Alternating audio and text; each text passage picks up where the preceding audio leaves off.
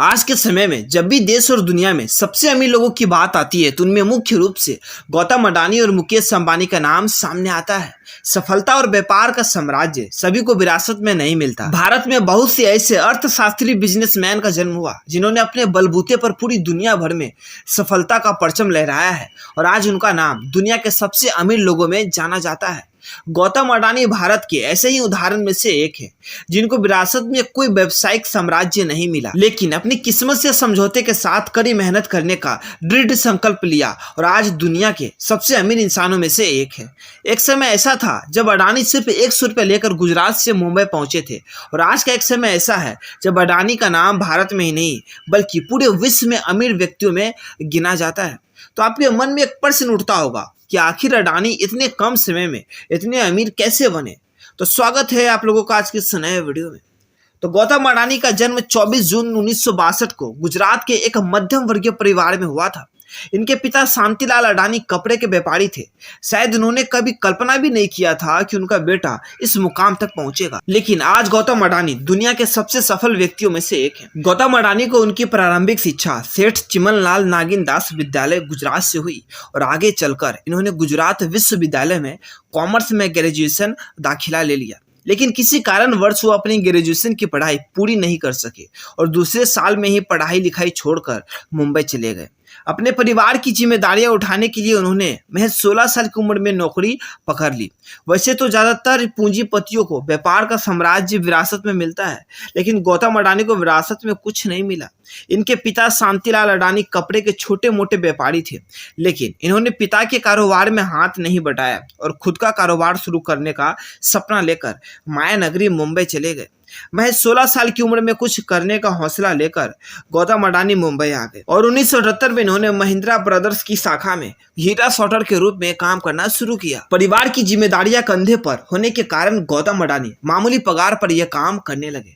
गौतम अडानी ने लगभग 2 से 3 वर्षों तक यहाँ पर काम किया और यहाँ काम करते हुए उन्हें काफी अनुभव मिला, जिसके बाद उन्होंने मुंबई के झावेरी बाजार में अपने खुद के डायमंड ब्रोकरेज फर्म की शुरुआत की। एक बिजनेसमैन के रूप में उभरने के लिए यह उनका पहला कदम था।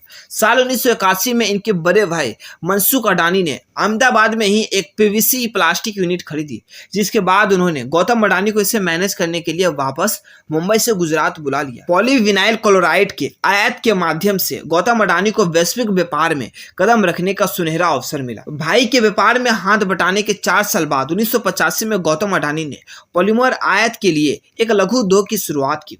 इसके 3 साल बाद 1988 में गौतम अडानी ने अडानी एक्सपोर्ट की नींव रखी, जो कृषि और विद्युत के क्षेत्र में काम करती है।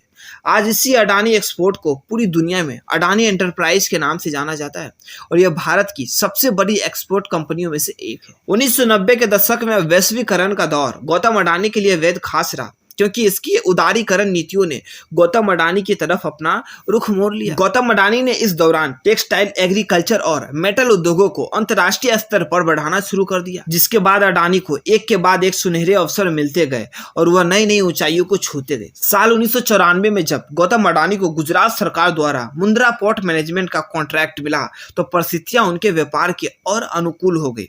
अडानी की कंपनी हमारे देश की सबसे बड़ी प्राइवेट पोर्ट ऑपरेटर कंपनी है, जिसके पास 210 मिलियन टन कार्गो संभालने का जिम्मा आज भी है। वैसे तो अडानी एंटरप्राइज लगातार एग्रीकल्चर और इलेक्ट्रिसिटी के क्षेत्र में काम कर रही थी, लेकिन साल 1996 में गौतम अडानी ने अडानी पावर की शुरुआत के साथ बिजली के कारोबार में विस्तार किया। भारत का सबसे बड़ा निजी thermal power plant Gautam Adani के पास है, जिसकी क्षमता 4620 मेगावाट है। साल 2006 से लेकर 2012 तक गौतम अडानी ने दुनिया के कई अलग अलग देशों में बिजली के कारोबार में विस्तार किया और इसी दौरान उन्होंने ऑस्ट्रेलिया में एबॉट पॉइंट पावर का अधिग्रहण भी किया। साल 2020 में solar energy corporation of India ने सोलर एनर्जी प्रोजेक्ट की बोली लगाई। इस नीलामी में गौतम अडानी ने $6 बिलियन की बोली लगाकर प्रोजेक्ट अपने नाम किया। साल 2021 और 22 में गौतम अडानी ने मुकेश अंबानी को भी पीछे छोड़ दिया था और भारत तथा एशिया के सबसे अमीर आदमी बन गए। इतना ही नहीं, उन्होंने दुनिया के सबसे अमीर इंसानों में भी अपना नाम दर्ज करवा चुके हैं। तो दोस्तों, अडानी से जुड़े ये जानकारी आप लोगों को जानकर कैसा लगा ये कमेंट बॉक्स में हमें जरूर लिखें और वीडियो पसंद आए तो वीडियो को लाइक करना ना भूलें।